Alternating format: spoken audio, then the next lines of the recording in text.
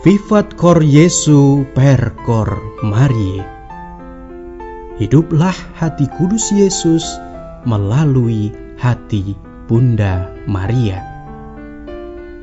Sahabat yang terkasih dalam hati kudus Yesus, salam jumpa dalam resi renungan singkat Dehonian hari ini. Mari kita persiapkan hati kita untuk mendengarkan sabda Tuhan dalam resi hari ini. Semoga hati kudus Yesus selalu merajai hati kita semua.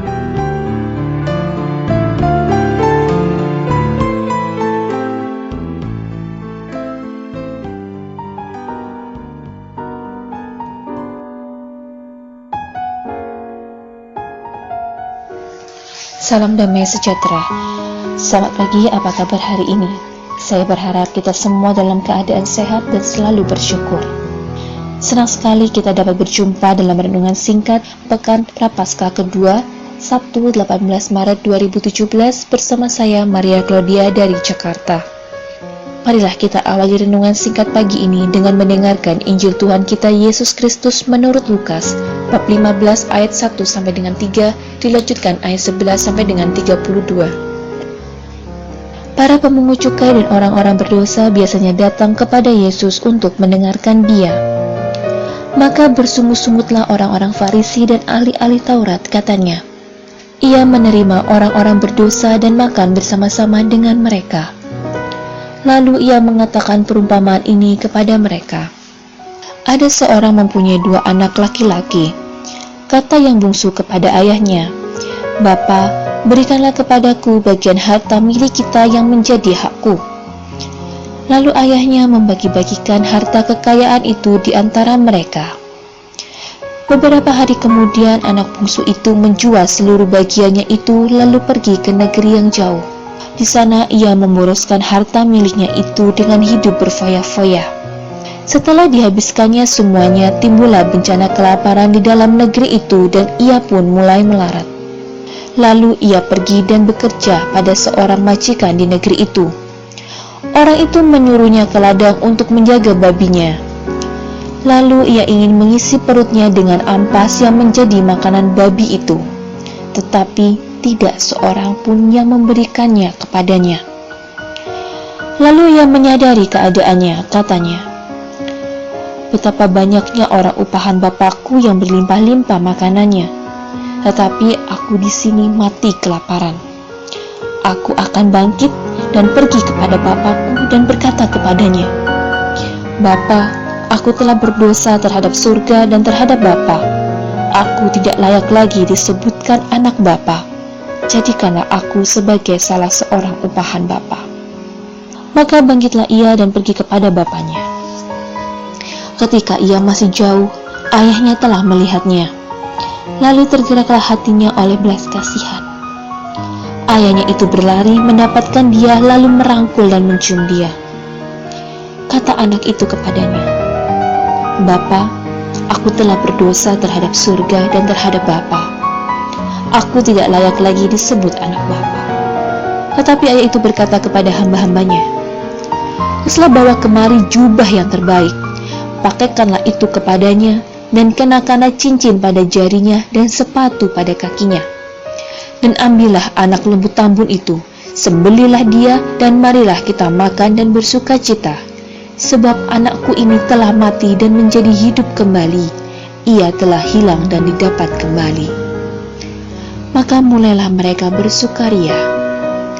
Tetapi anaknya yang sulung berada di ladang, dan ketika ia pulang dan dekat ke rumah, ia mendengar bunyi seruling dan nyanyian tari-tarian.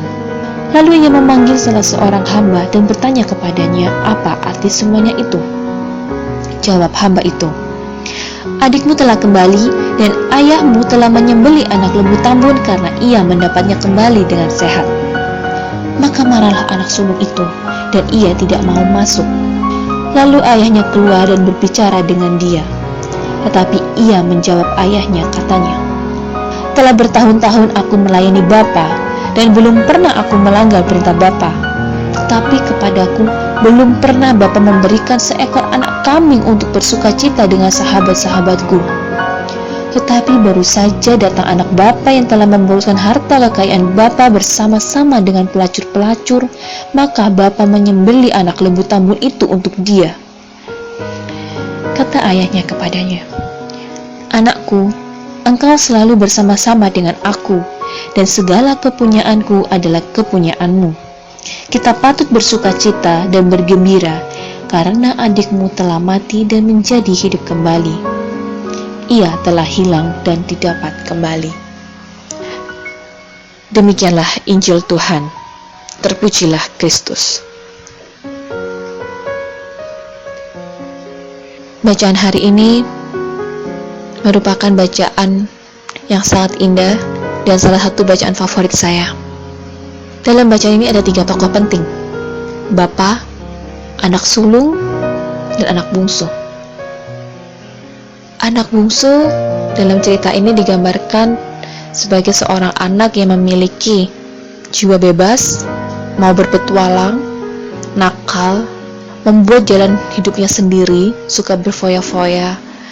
Namun, anak bungsu ini sadar bahwa sikap dia telah keliru dan dia mau berbalik pulang ke jalan bapaknya.